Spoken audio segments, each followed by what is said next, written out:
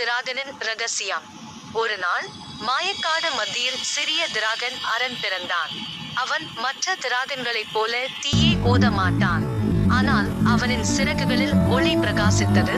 அதுவே அவனுடைய மந்திரம். அரண் காட்டில் நடமாடும் போது வனப்பூக்கள் அவனை நோக்கி பேசின. உன் மொழி எங்கள் உலகத்தை காப்பாற்றும் என்றன அவை. அவன் ஆச்சரியப்பட்டான். தன்னிடம் இப்படிப்பட்ட சக்தி இருப்பதை அவன் அறிந்ததில்லை. அந்த நேரத்தில் இருள் மூட்டிய ஒரு மாய சக்தி காட்டை அழிக்க வந்தது. அரண் பயந்தான். ஆனால் அவன் சிறகுகள் தானாக பிரகாசித்தன. ஒளி இருளை தகர்த்தது. ஆனால் அவன் சக்தி குறைந்து போனது. அரண் கண்ணீர் விட்டான்.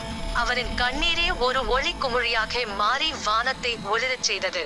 அந்த ஒளி காட்டில் எல்லா உயிர்களுக்கும் உயிர் கொடுத்தது. இனி அரண் ஒளியின் காவலன் என அழைக்கப்பட்டான்.